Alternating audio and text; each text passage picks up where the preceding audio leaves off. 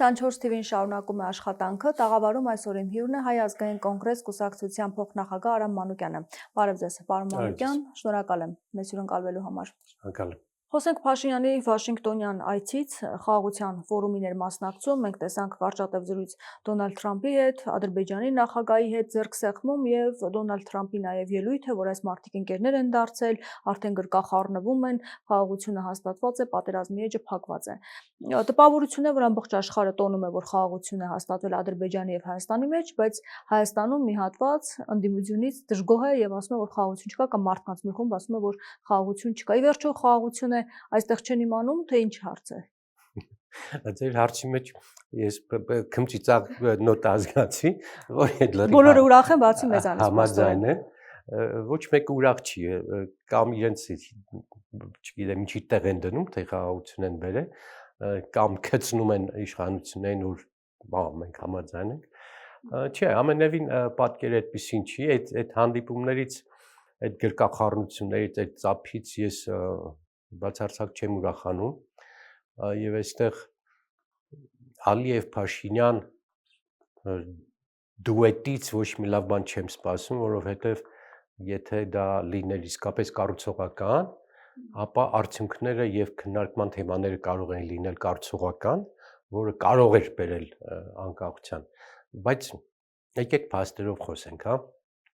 Չի կարող լինել երկու երկրի միջև, երկու սուբյեկտի միջև խաղաղություն,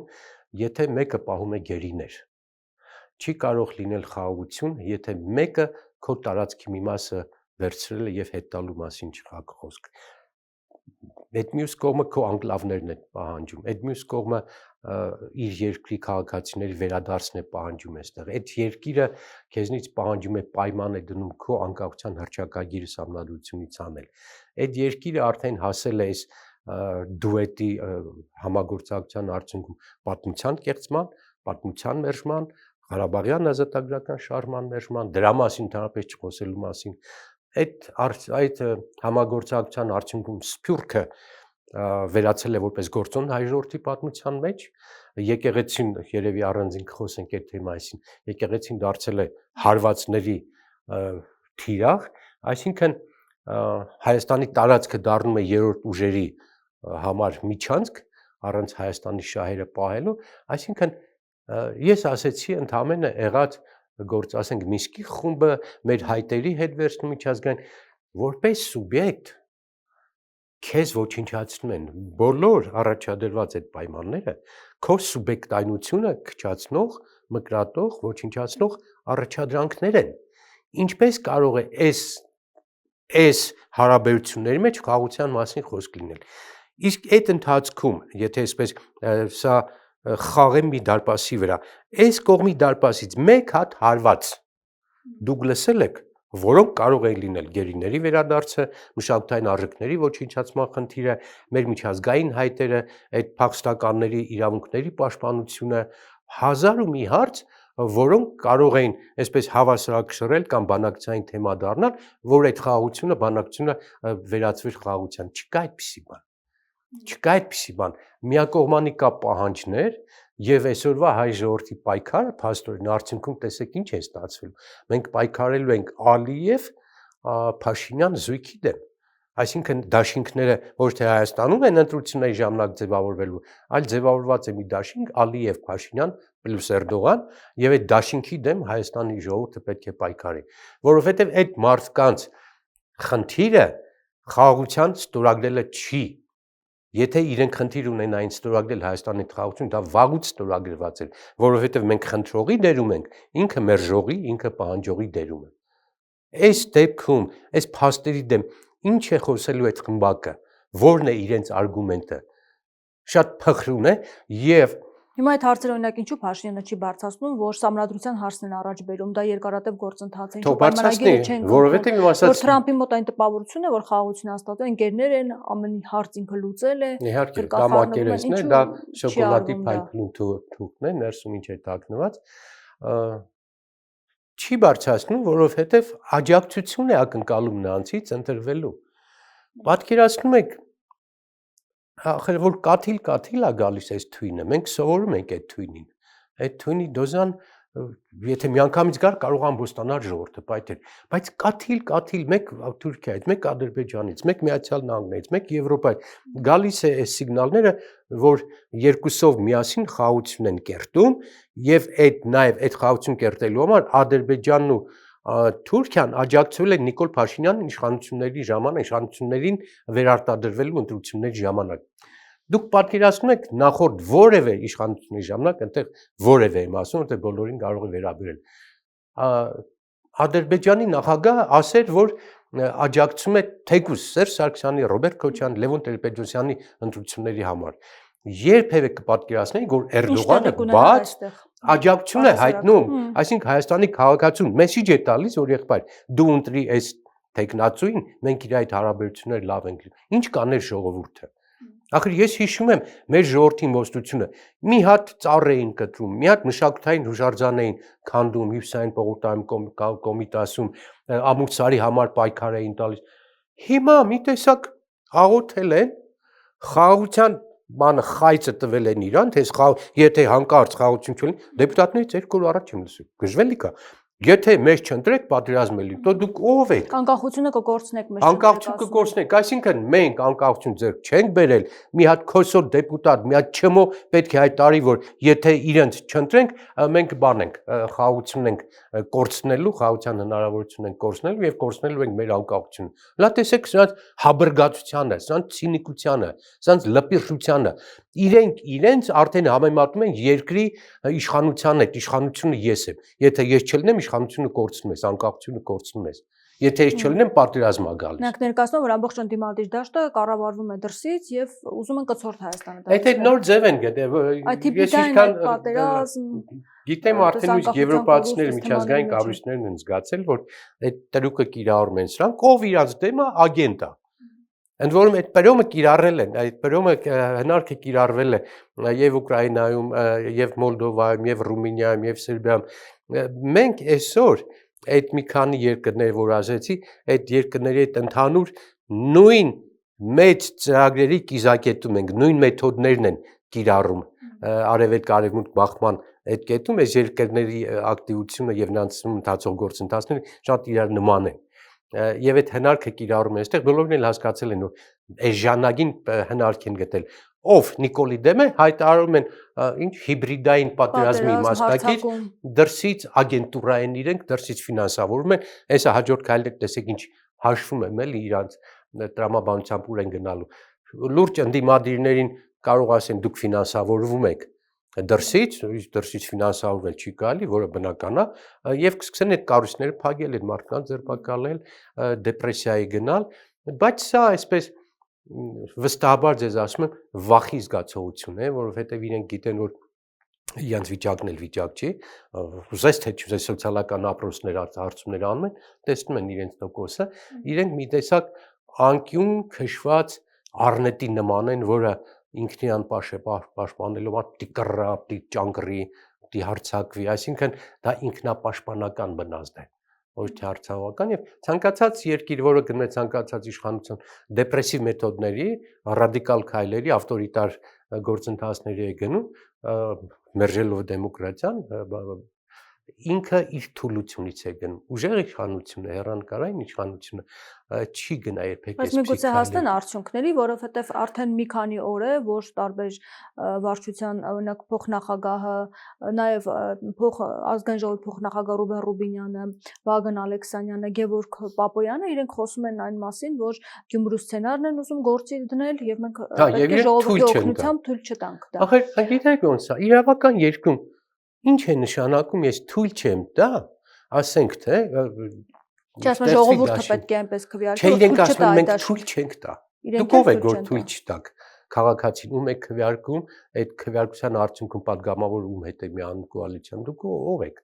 Դուք խոսեք ձեր մասին, ձեր արածների մասին, քննադատեք նրանց, բայց թույլ չտալը, այդ ո՞նց է թույլ չտալու։ Այսինքն նույն ձևի ոնց այդ համախմբումից են վախենում ընդդիմության,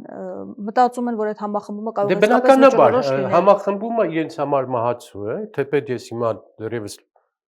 լուսավոր բաներ լավ որ չեմ տեսնում, որովհետև գիտեք ինչպես է, շատ բարձր թվաբանություն է, փորձենք խնդիրը մի քիչ բարձրացնել։ Իրենք ունեն ես ճշգրիտ թիվ չեմ ասում, պայմանական ասենք 10-ից 15%, պայմանական թիվ եմ ասում։ Իրենց տոկոսը մեծամասնություն չի։ Ուզում եք լավ 20 ասեն, որ բան չլինի, իրանք էլ չնեղան։ Մնացած դաշտը, ասենք 80% է, 60% է։ Այս 60%-ը, եթե համախմբվի, սրանք գոնե այդ 60%-ը, այսպես ասեմ, նիկոլական չեն, գոնե ակնա։ Ինքը ունի իր համախոհները, իր մոլերանները, իր քծնողները, իր պաշտոնյաները։ Սրանից դուրս ինքը պարտված է, սրանից դուրս ինքը որևէ առիթ ու բան չունի եւ մտավախություն ունի, որովհետեւ եթե սա միավորվում է, իր 20%-ը ոչինչ է դառնում, իր 10%-ը ոչինչ է դառնում։ Եվ այսօրվա հասարակության խնդիրը, մեր նման մարդկանց խնդիրը, որոնք միկրոֆոն ունեն, հասարակությունը լսում է, հասարակությանը ակտիվացնելն է, որ մարդը գա քվեարկության, մարդը գնա իր ասելիք անի, ուզում է քվեարկի, ինչ ուզում անի։ Այս դեպքում մասնակցության տոկոսը բարձրանում է, իրենց ունեցած տոկոսը մասնաբաժինը սրա մեջ քչանում է։ Դրա համար իրենք փորձում են հիմա երկրորդ տարբերակ կիրառել, այս 60%-ի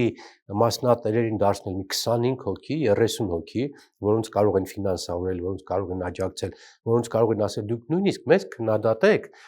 բայց եկեք մասնակցեք, ձեր 3%-ն էլ կարող է հավաքեք, կամ մենք այդ ծախսը գնանք, որ բանը գումարը հետ գա, եւ արդյունքում աղճատվի ձայները։ Այսինքն հասարակությունը եւ քաղաքական ուժերը, որոնք իսկապես Նիկոլի դեմ են եւ ուզում են իշխանապողություն, այս երկու խնդիրը պետք է լուծեն։ Չգնալ այդ գայթակղության, մասնակցել իբր անուն հանելու, ելույթ ունենալու, ակտիվ լինելու, այդ գայթակղությանը չգնա։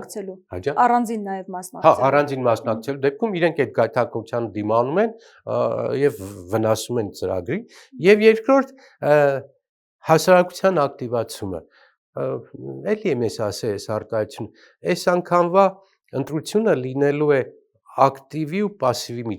միջև հիմա պասիվը հաղթում է, այսինքն եթե պասիվը 60-70% չի գալիս, այս 10%-ը հաղթում է։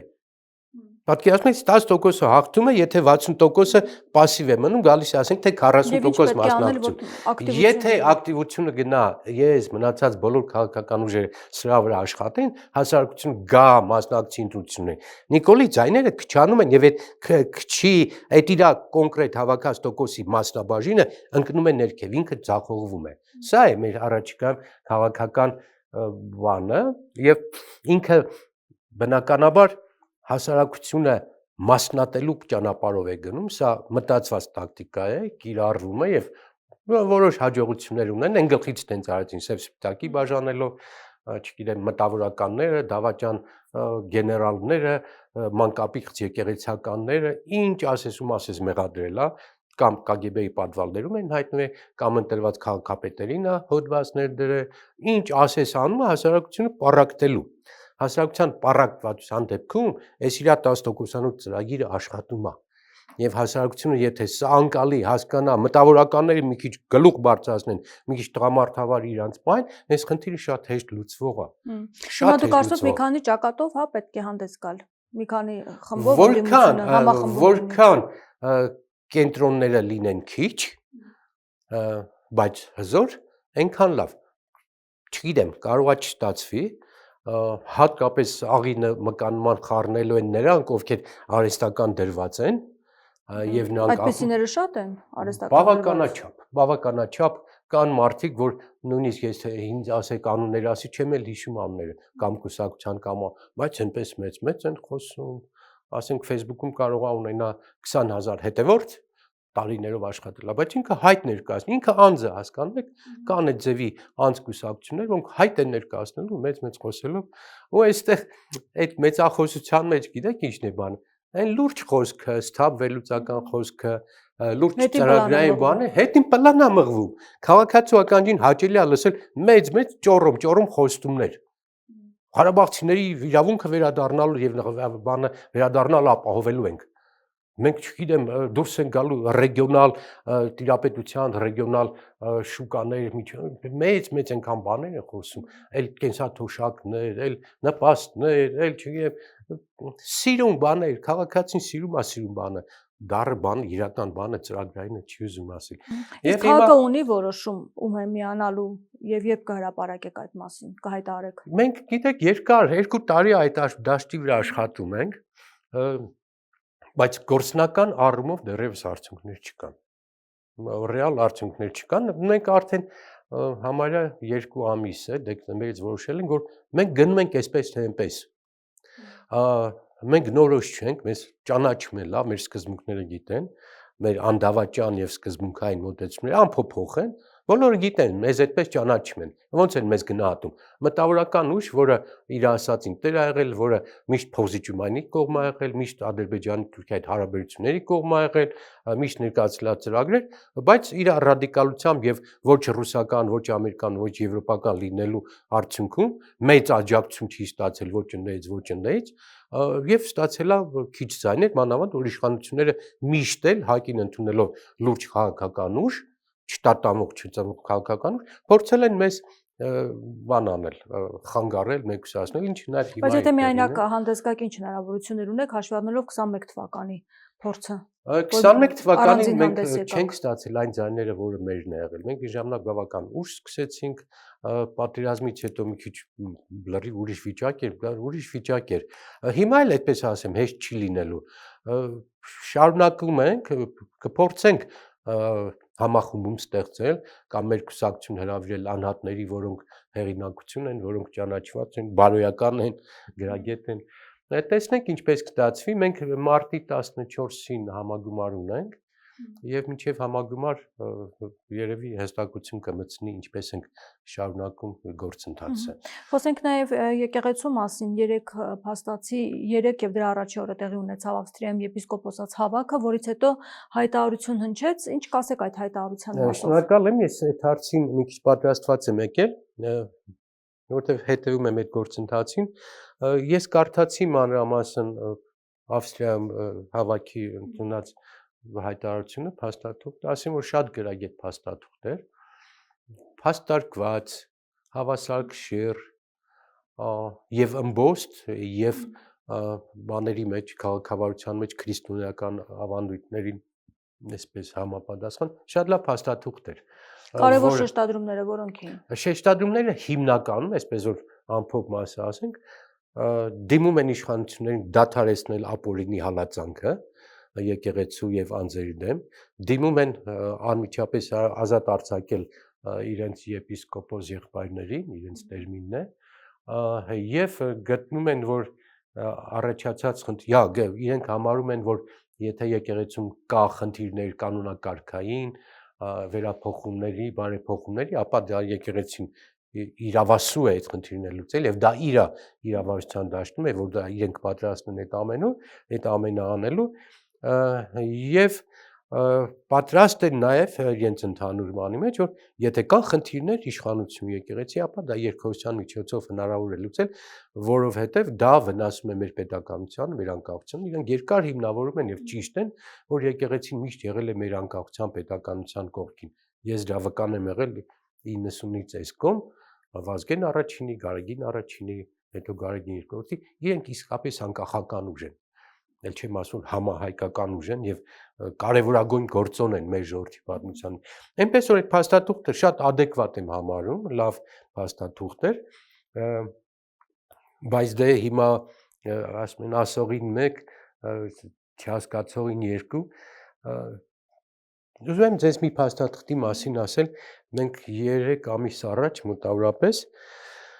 կազմակերպել ենք մի մեծ հավաք տարբեր քաղաքական ուժերի, մոտավորապես 20 իրավապաշտպաններ էին, քաղաքական ուժեր, իրավապաշտպաններ, հասարակական կազմակերպություններ, վերլուծաբաններ, քաղաքացիական ասամբլեայի իրավունքի մարդու ներկայացուցիչներ, լուրջ մեծ հավաք էր, որոնք կազմել են 20 էջանոց, հերմինե 20 էջանոց շատ լուրջ իրավական փաստաթուղթ Նիկոլ Փաշինյանի արած հանցագործությունների մասին, միայն եկեղեցու հետ կապված։ Ուրիշ ոչ մի բան այստեղ չկա, բացի եկեղեցու հետ կապված բաները, խախտումները եւ 4 բլոկի խախտումների մասին է խոսքը, եւ ամեն բլոկն էլ առանձին հանցագործությունների մասին է, ենթադրյալ հանցագործությունների մասին է արձանագրել կոնկրետ փաստերով։ Օրը, ժամը, տեքստը, արտահայտությունը, որ օրենքն է խախտվել, սահմանադրության որ հոդվածն է խախտվել, այս փաստաթուղթը կազմակերպել են, գրել են իրավաբանները, լուրջ իրավաբաններ, այս գործի նաև մասնագետ իրավաբաններ, եւ ստացվել է շատ գրագետ փաստաթուղթ, կրկնում եմ 20 էջանոց, տասնյակ խախտումներով, սահմանադրության տասնյակ խախտումներով, լավ մշակած փաստաթուղթ եւ ներկայացվել է Հանրապետության գլխավոր դատախազին Նիկոլ Փաշինյանի կատարած հանցավոր գործողությունների մասին։ 3 ամիս հետո այս հիմնավորված փաստաթղթին դատախազությունը պատասխանել է կես էջով, որ այդտեղ չկա որևէ հիմք քրեական գործ բացելու, քրեական հետապնդում կազմակերպելու Նիկոլ Փաշինյանի նկատմամբ եւ բոլոր սպասելի էր, բայց այն որ ասում են մի խոսա, որ այդ խոսելը քո դեմ չանդրադառնա, սա հիմա նյութ է հետագայում դատախազին եւ դատախազության համապատասխան մարդկանց դատի տալու համար։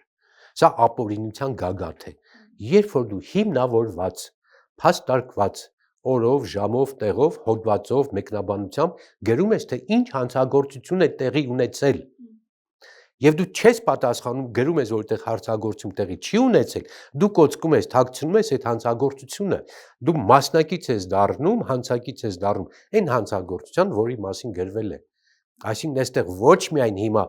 Նիկոլ Փաշինյանի արած հանցագործությունների մասին է, այլ այն մարդկանց, ովքեր գրել են, որ այդտեղ հանցագործություն չկա, անգամ քննության չեն արել, անգամ մանրամասներ չեն արել։ Կրկնում եմ, մոտ 30 դրվագ կա հանցագործության։ Ընդ որում, սա ասում եմ, մինչև դեկտեմբերի սկիզբներն էր։ Դրանից հետոյի մասին չկա, որովհետև դրանից հետո կատարած հանցագործություն համարյա նույն ծավալի են։ Հələ առավել է, դրանից հետո այս վերջի կաթողիկոսի հետ կապված, այդ արգելանքի հետ կապված, ժողովը արգելելու հետ կապված, իբր եկեղեցու կաթողիկոսություն ուզում են հանել Հայաստանից։ Գանձերն ուզում են հանել։ Абսուրդ, ախրեցեի բան ոչ կարող է տեղի ունենալ, անգամ կաթողիկոսը 5 հատ կաթողիկոս էլ իր եպիսկոպոսները գումարվի, ուզեն այդպիսի բան անեն, այդպիսան հնարավոր չի անել։ Եթե բոլորը տեսական, բոլորը դավաճան են, բոլորը հանցագործ են, ուզում են բանի էջմիածնի հարցություններ տան, այսքան հեքիաթ, այսքան абսուրդ, ում համար ես, ու այդ խափելով, այդ ժանագիր բանով, այդ տրուկներով, այդ հնարքներով ում ես սնում, ում ես կերակրում։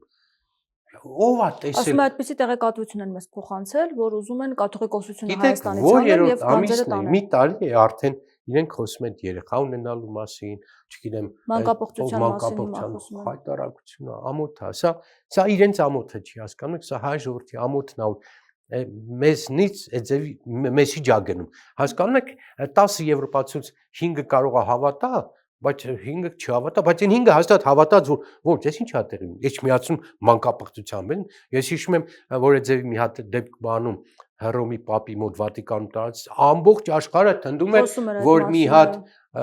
հոգևորական կաթոլիկ եկեղեցու այդձևի բանով է զբաղվել։ Դու չես կարող ստուգել դա ճիշտ է, ճիշտ չէ։ Այդ ինֆորմացիան գալիս է քեզ պարուրում է, ու դու սկսում ես մտածել, իսկապես կասկածը գալիս է քո մեջ, այդ 100-ից 50-ի վրա այդ կասկածը աշխատում է, 50-ը սկսում է անիծել կաթողիկոսին, այդ սև շորհակած գողերին ու սկսում է հասարակությունը պառակտվել։ Եվ այսօրվա իշխանության հիմնական խնդիրը դա է, իրանք անում են այդ խնդիրը։ Իրանք իրենց ապուշություններով, իրենց մակերեսային բաներով հասարակությանը զբաղացնում են։ Օրինակ, այս բան այդ էլեմենտ է, կամ ամուսնացել, իմ հասարակության այսօրվա անվտանգության խնդրի հետ կապված է, բայց այդ գցել են հասարակության բերանը, բոլորը քննարկում են, բոլորը ասում են ամուսնացան, բա մինչև այդ բայրան, եղբայր, սա չի մեր խնդիրը։ Մեր խնդիրը մեր երկրի անվտանգությունն է, որը ձեռից գնում է։ Մեր երկիրը հարավային մասով մենք տվել ենք ուրիշին, որտեղ մենք ոչ մի ազդեցություն չունենք, եւ ուրիշ երկիր գալիս է տարածքը օգտագործելու մեր մյուս հարևան երկրի դեմ։ Ադրբեջան կոչված երկիրը, Ալիևի գործընկեր երկիրը գալիս է Հայաստանը քայքայելու ներսից, ոչ թե դրսից, ներսից իր հասարակությամբ, իր անկլավներով, իր պատմություն մեր կեղծելով, մեր դասագրքերը անելով, մեր արարատը հանելով, մեր հռչակագիրը անելով, ներսից են այդ մարդիկ պայթեցնում է երկիրը։ Ալիևի գործընթացը այսօր պատերազմ կազմակերպելն է Հայաստանի ներսում։ Եվ մեր խելոքները դա մատուցում են որպես խաղաղություն։ Այսինքն խաղաղության անունի տակ Ադրբեջանը ոչ միայն արտաքին սահմանները ճշտեց, եկավ քո սահմանը գրավեց, այ Հայաստանի հասարակությանը պառակտում է, քանդում է։ Դա եկեղեցով է, դա կրթությունով է, չգիտեմ, կուսակցական այս ձևի զիբիլ։ Իսկ կարծում եք ընթացք կստանա եւ իրենց նպատակին կհասնեն, թե ոչ եկեղեցու հետ կապված եւ հիմա գործընթացը որ փուլում է։ Օրինակ նկատենք, որ երեք այդ հավաքին ստորագրել էր նաեւ Հովնան arczepiskopos Տերտերյանը, ով միացել էր Փաշինյանին, փաստորեն մասնակցել է հավաքին, վստահաբար իրենք հաջողության չեն հասնում։ Նույնիսկ գիտեք, երբեմն մտածում են, որ իրենց խնդիրը հաջողության հասնելը չէ։ Իրենք երևի չեն էլ ուզի նոր կաթողիկոս լինի, կարող ստեղծվի երկու կաթողիկոսություն արդեն երրորդ։ Ընդհանրապես իրենց խնդիրը ավելի պարզունակ է, քայքայել հասարակությունը։ Հասարակությունը բաժանել մասերի, կտորների եւ այս դեպքում իր սև գործերը Ալիևի հետ կապված կազմակերպված դառնում են իրագործելի։ Հասարակությունը եթե չդիմադրեց այդ արտաքին եւ ներսում կազմակերպված այդ դավադրությունների, Նիկոլը ընտրվելու է։ Սա իր ընտրության համար է։ Այդ դեբիլությունները ախր ես ներողություն եմ խնդրում երբեմն իմ ասած բառերամ, որ մենք մտնում ենք ադրբեջանական էներգետիկ համակարգի մեջ։ Երկար չբացատրեմ, դրա իմաստը մեր ատոմական փակելն է, որ մենք միանանք ադրբեջանական գազի համակարգին, էլեկտրական գազի համակարգին, Ջեբրայելից այս մեղրի ճանապարհով բարձրավուլ տանցնի Նախիջևան, Նախիջևանում ֆրանսիացիները մեծ էներգետիկ համակարգ են սարքում, Թուրքիան հզոր ատոմականներ է սարքում 3 հատ, Իրանը ատոմական է կառուցում, մեր ատոմականը փակվում է, այսինքն մեր այն ռեգիոնալ գործի խաղացող լինելը, որ ունենք ատոմական եւ արտահանում ենք հոսանք, մենք դառնալու ենք անվտանգության այդ համակարգից զուրկ համակարգ, մտնելու ենք ադրբեջանական գազային էլեկտրական համակարգի մեջ եւ կախված ենք լինելու մի վինտիլով իրանցից։ Այսինքն բոլորս գիտենք, հասկացող մարդը երկարացման համար ենք դիմել Ռուսաստանին, որ ժամկետը երկարացվի եւ այլն ատոմակայանի ատոմականի ժամկետը մինչեւ 36 թիվը լրացված է։ Ռուսները $300 միլիոն տվել էին այդ անվտանգության համակարգը բանանելու, Մագատեի հետ համաձայնության, Մագատեն այդ ամենը արել է։ Եվ Եվրոպայում այս ռուս-ուկրաինական պատերազմի ընթացքում եվրոպացիները որոշում կայացրեցին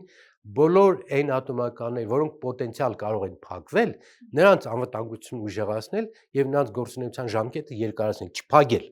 որպեսզի լրացիչ նոր էներգետիկ ճգնաժամի հարց չառաջանա։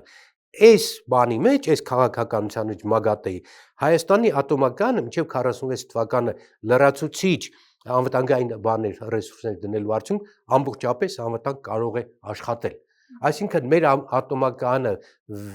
վերազինելու անվտանգությունը ուժեղացնելու առիթով լրիվ կարող է հանգիստ աշխատել։ Եթե անգամ չաշխատի էլ այս ծրագիրը, որը կոչվում մոդուլային ծրագիր, այս խելահեղությունը, այս հակապետական, հակաանվտանգային այդ ծրագիրը, որ ուզում է իրականացնել Նիկոլ Փաշինյանը, մեր երկրի պետականության անվտանգության դեմ գործ է։ Եվ նույն հիմարությունը, որ ասեցի, որ մենք մտնենք ադրբեջանական համակարգ, Ադրբեջանից ստանանք գազ, նավթ, էլեկտրականություն։ Այսինքն քո անկախության բոլոր այն գործիքները, այն սյուները, որոնց դու վրա կառուցել ես քո պետականությունը, տալիս ես Ալիևին։ Սա է իրականությունը։ Հիմա ցավը գիտեք որն է, որ իմ ասածները, որ ես կարող եմ ասել ժամերով, հանգիստ փաստերով բացատրել, որ սա մեր երկրի վտանգությանը սպառնում է, ինքը կարող է մի 10 րոպեանոց մի հիմարությամբ հմեկով կամ իր կանալներով տարածել եւ նրա ասածը տարածվում է, իմ ասածը լսում է 10, 20, 30 հազար մարդ, Իրանը լսում է 2 միլիոն մարդ ու այդ քարոզը գնում է։ Իմ ձայնը կորում է, իմ ասած ճշմարտությունը հիմքը կորում է։ Թող 100 հատ էներգետիկ գան նստեն կողքս, բացատրեմ այդ մոդուլայինը, այդ համացանցին միանալը, այդ գազատարի ֆունկցիաների, ինչի համար ենք դա անում, ինչ է մեզ բերելու դա, ինչ վնաս է բերելու։ Այս մարդկանց գործունեությունը ոչ տնտեսականն է, ոչ քաղաքականն է, երկրի պետականություն քանդելն է, ապամոնտաժելն է, անկախությունը ոչնչացնելն է։ Այդ ծրագիրն է այսօր ինքը իրականացնում։ Այսօր Արցախյան շարժման 38-րդ տարին է, 1988 թվականից սկսվեց շարժումը։ Հիմա իշխանությունը այն համարում է սխալ։ Առհասարակ ձեր դիտարկումը այս ամեն ինչի համար ինչ տվեց մեզ Արցախյան շարժումը, որպես ակունքներում կանգնած մարդ։ Հիմա ինչից սկսեմ, իրենց սխալ դիրքորոշումից, թե պատմական կարևորությունից։ Կարևորությունից։ Իհարկե, որովհետև այդ նա պատմականն էր, սա անցողիկ։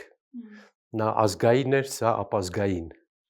Նա արդյունքներ տվեց, սա արդյունքները ոչնչացող է։ Համեմատելու բան չէ։ Այն որ 88-ը մեր պատմության լուսավոր էջերից է, ամենալուսավոր էջերից, այն բերեց արժանապատվության զգացողություն, այն դարձավ ազգային ազատագրական շարժում, այն համախմբեց ոչ միայն Հայաստանին, այլ ամբողջ հայությանը, նա լուսավորչական գործընթաց էր, դա համախմբման գործընթաց էր, դա իրապես ազատագրական շարժում էր և հանուն ճշմարիտ լինելու պետք է ասել, որ դա միայն Հայաստանով չէր պայմանավորված, նպաստավոր պայմաններ էին ստեղծված շրջապատում, Գորբաչովյան հալոցքի տարիների արդյունքում և Արևելյան Եվրոպայում սկսեցին ազատագրական շարժումներ, սոցիալիստական լագերը սկսեց քանդվել և այդ ալիքը տեղերում դժվար, տեղերում հաջող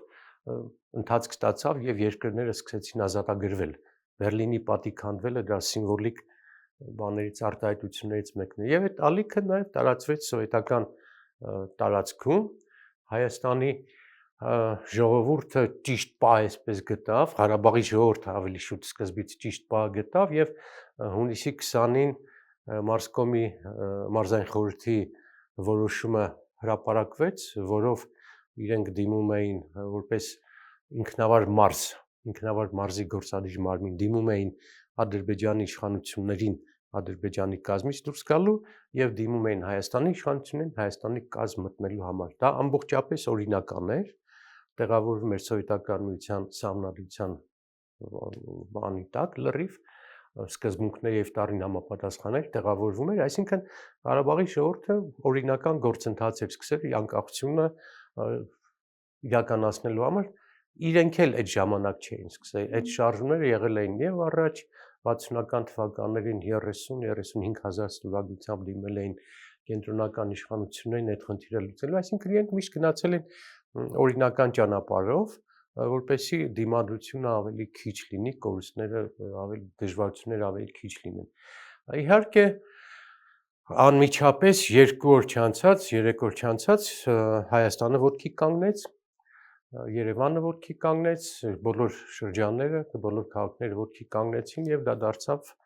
համազգային գործընթաց, շարժում, ազատագրական շարժում, դրան հաջորդեց Սումգայիթի պատասխանը, Սումգայիթի ոճրագործությունը և էսկալացիան գնաց և այդ էսկալացիան դառնալով ավելի ընդարձակ, ավելի ծավալուն, ընդգրկեց ամբողջ Սփյուռքը և այդ ընթացքում ուղղակի ես ուզում եմ, որ բոլորը իմանան, որ ոչ Հայաստանի քաղաքական դաշտը, ոչ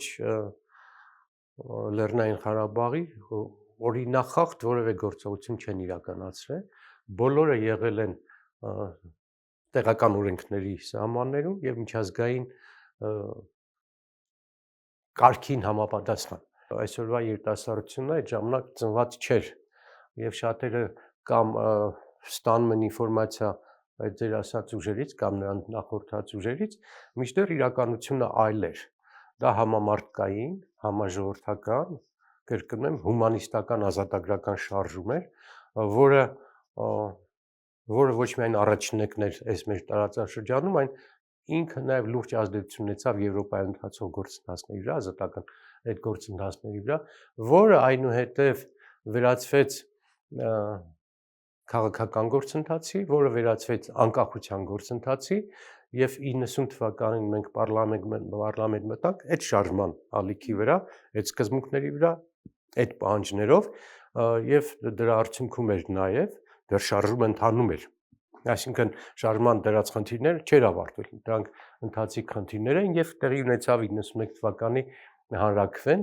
ուզում եմ ես արձանագրել շատ կարևոր մի բան, որ այդ ազատագրական կոչվող շարժումը ոչ միայն Ղարաբաղի ազատագրման խնդիրն ուներ, այլ Հայաստանի քաղաքացու ազատագրման խնդիր ուներ և 91 թվականի հանրաքվեի ժամանակ մարդիկ իրենք ազատագրվեցին այդ կոմպլեքսներից, բարդություններից, զոհի կարգավիճակից, նոր մտածողությամբ սկսեցին հրապարակ լցվել, նոր մարդասիրական բանով սկսեցին վերաբերվել իրար և մարդիկ զգացին, որ իրենք կարող են պետության եւ ազգի ճակատագրի վրա դեր ունենալ, ազդեցություն ունենալ, այսինքն այդ հարակվեից առաջ եւ այդ հանրահավաքներից առաջ մարդը իր ներսում այդ հեղափոխությունը ապրեց, դարձավ ազատ քաղաքացի, դարձավ ազատ հայ, արժանապատիվ հայ։ Եվ այս շարժումը, այդ շարժումները, դրան հետևող այդ ամբողջ գործընթացները ինձ համար այս առումով են կարևոր, որ մարդը, սովորական հայը դարձավ երկրի քաղաքացի եւ իր մասնակցությամբ երկրի ճակատագրի վրա ազդեցություն ունեցավ։ Եվ հիմա անցնելով ձեր ասած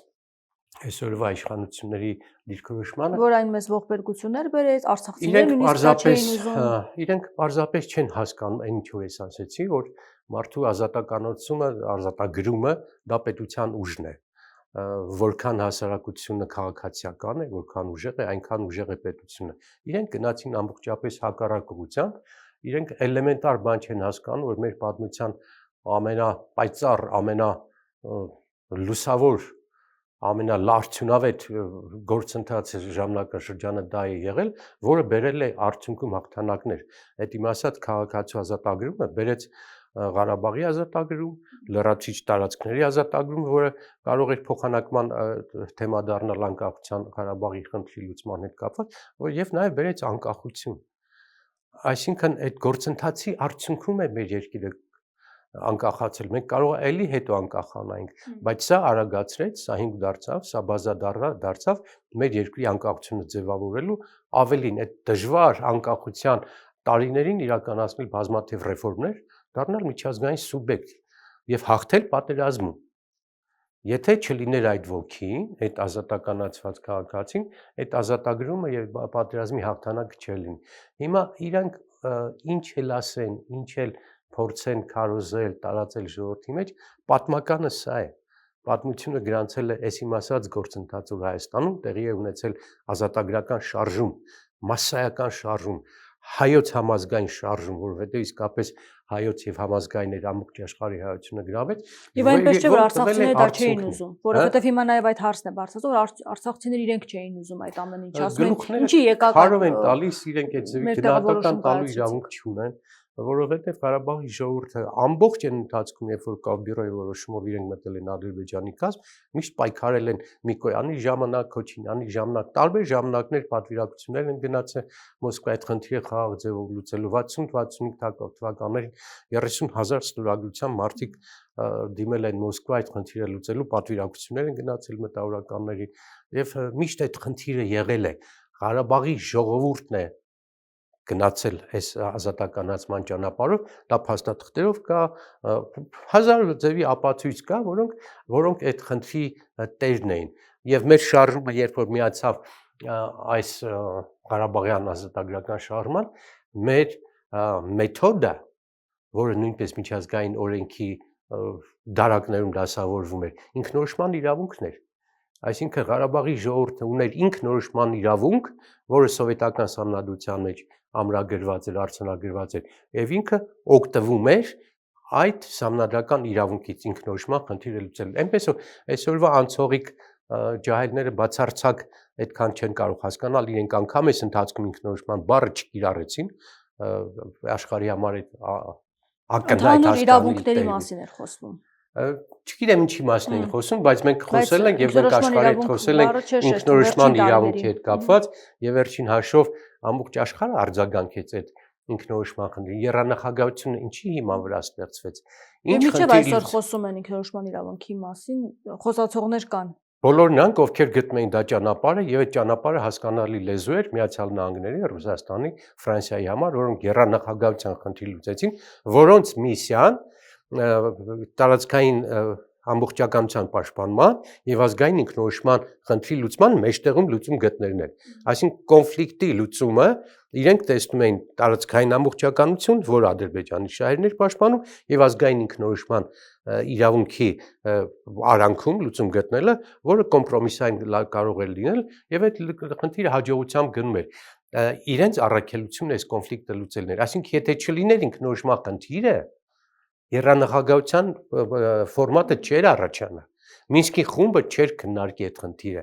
Այդ տարիներ շարունակ չէին գործուղի լուրջ դիպլոմատների այս խնդիրը կարգավորելու համար։ Այնպես որ այդ խնդիրը միջազգային ստանդարտների բանով կանոնով ամբողջապես տեղավորվում էր ինքնորոշումը լուծող խնդիր էր առավել եւս 97-98 թվականին առաջադրող փոխզիջումային տարբերակով երբ մենք տալիս էինք ազատագրված լրացուցիչ անվտանգության տարածքները Ղարաբաղի կարգավիճակի համար բանաձև էր լինում եւ Ղարաբաղը Լաչինով կապված էր լինում Հայաստանի հետ։ Սա լավագույն լուծումն էր, որ հետո եկող իշխանությունները փչացրին այդ տարբերակը, իսկ այսօր եկող իշխանությունները պարզապես ուրադավ դարձան, ուրացող դարձան եւ այդ գործընթացը ոչ միայն մերժեցին, ոչ միայն տարան կորուստների ճանապարհ, այլ տեսականորեն անգամ հիմա փորձում են մեղադրել, որ այդ շարժումը սխալ է եղել։ Ինչքան պետք է լինես ուրացող, չգիտեմ, անտրամաբանական, չհասկացող, որ ազգային ազատագրական շարժումը այն մարդկանց, ովքեր 3000 տարի ապրել են այդ տարածքում եւ իրենց իրավունքների խնդիրն են բարձրացնում, դու դա դարձնես հանցագործություն, մեղավորություն եւ մերժելի արգահատելի, սա տգետի արած է։ Այնպես որ երևի այսպես ամփոփենք, եթե ուրիշ հարց չունեք, մեր պատմության նորագույն պատմության լուսավոր լավագույն էջը սկսվել է փետրվարի 20-ից ազգային ազատագրական ամբողջ բովանդակությամբ իր ազգային ազատագրական շարժումով, որը բերել է հրաշալի պատմական արդյունքներ եւ ես հպարտանում եմ, մեր ժողովուրդը հպարտանում է, այդ 91 թվականի 2 միլիոն ժողովուրդը հպարտացել է, հպարտանում է, որ մենք մաս ենք կազմել այս շարժմանը, սիրուն, գեղեցիկ, մարդկային, պատմական, մարդասիրական շարժմանը, որը կոչվում էր Արցախյան ազատագրական շարժում։ Ես ուզում եմ շնորհավորել մեկը այսքան կորուստ, մեկը այսքան տառապանք, այսքան ողբերգություններ իշխանությունը բերեց մեր ժողովրդի գլխին, այնուամենայնիվ շնորհավորում եմ բոլոր այն մարդկանց, ովքեր շարժման մաս են եղել, ովքեր այս ոգեղենությունը զգացել են, ովքեր մարդուց բարձրացել են, դարձել են ոգեղեն, աստվածային, պայքարող, ըմբոստ, սա մեր ժողովրդի կայծակներից, չգիտեմ, փայլատակումներից մեկն էր եւ բոլոր նրանց ովքեր այդ շարժման մեջ եղել ենք, ես ասում եմ, մենք իզուր չենք ապրել։ Մենք ճիշտ ճանապարհով ենք գնացել։ Չգիտեմ հետո ինչ աղել, ջանդամ թե եկան, սրանք ավիրեցին, լրիվ դարձին աղբ մեր այս միջավայրը, բայց մեկ այդ շարժումը մնում է պատմական, շարժումը մնում է գեղեցիկ ու սիրուն։ Շնորհակալ եմ հաղորդության համար։ Շնորհակալ եմ։ Զրուցակիցս Հայ ազգային կոնգրես կուսակցության փոխնախագահ Արամ Մանուկյանն էր։ Շարունակեք մեզ հետևել, կհանդիպենք։